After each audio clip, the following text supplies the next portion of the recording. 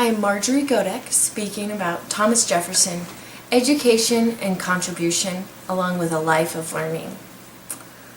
Thomas Jefferson gave us the example of a life of learning and the right for everyone to have an education through public schooling. Jefferson was born in Shadwell, Albemarle County, Virginia on April 13, 1743.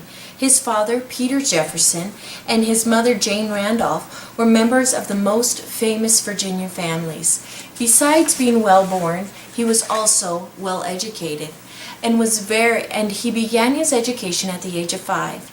He attended the College of William and Mary and read law with George Wythe, and one of the greatest law teachers in the generation of his time in Virginia.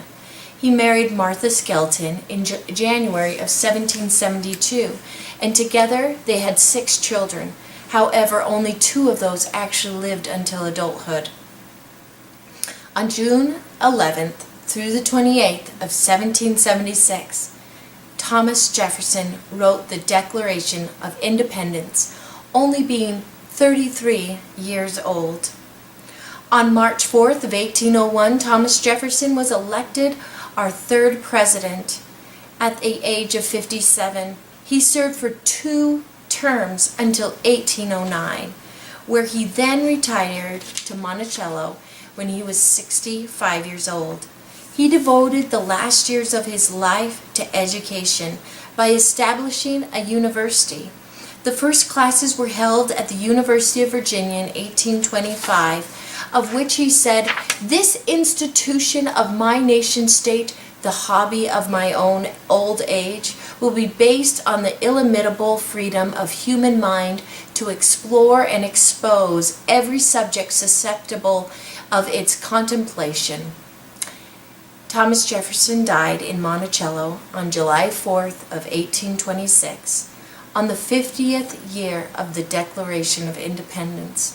On that same day, just a few hours later, John Adams, a good friend, also passed away. And before he died and drew his last breath, some of the last words he says was, "Thomas Jefferson still survives." On the tombstone of Thomas Jefferson, one of the readings says, "Father of the University of Virginia." These examples show how he truly continued to contribute and learn throughout his whole life. When Jefferson wrote Bill 79 in 1779 for Virginia legislature proposing public school, there were no public schools in Virginia at that time. In the article, Thomas Jefferson, A Bold Vision for American Education, Gordon Mercer said, Jefferson's ideas were considered radical for the current educational standards at that time.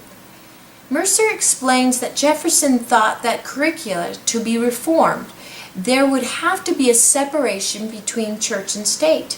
He goes on to explain that the new educational system would eradicate artificial aristocracy, founded on wealth and birth without either virtue or talents, end quote. Jefferson wanted to give the opportunity to farmers, to everyone, to even women, to gain an education. He was not against religion. He understood that for everyone to be educated at the same location with the same educator, there could not be any religious biases, nor in the curriculum itself. One can see how vital this principle was for providing equal access to education in a nation with such diverse beliefs. Jefferson not only wanted everyone to enjoy an education, but he was an example himself of lifelong learning. He said, "I was bold in the pursuit of knowledge, never fearing to follow truth and reason to whatever results they led." Jefferson was so interested in the pursuit of learning and growth that in 1803 he commissioned Lewis and Clark on their expedition. He was fascinated by the expedition that it might yield terms of scientific discovery and adventure. Jefferson sought to claim more territory for the United States, along with finding a path to the Pacific Ocean. When Jefferson was in Europe, he discovered many wonderful good food that he insisted on bringing back to the United States. In our day, mac and cheese or macaroni and cheese is a staple in so many people's homes. I know that I give it to my kids probably once a week. Another wonderful family favorite is ice cream that he brought back to America. Now the swivel chair. He invented the swivel chair. Thomas Jefferson was an example of lifelong learning. When he was only 14 years old, he learned how to play the violin, and he said that he could remember when he looked back from his old age that he would play up to 3 hours a day. Unfortunately, when he was older, he hurt his wrist, and he never could play the same again.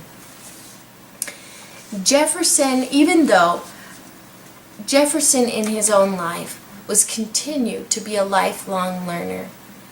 I homeschooled my children for a time, and I looked at the example of Thomas Jefferson and the way he was educated. That is the type of education I want for my children. Currently, my children attend a public school, one where everyone, no matter what their status in society, can receive a wonderful education and learn for themselves how they can contribute to society. Thank you.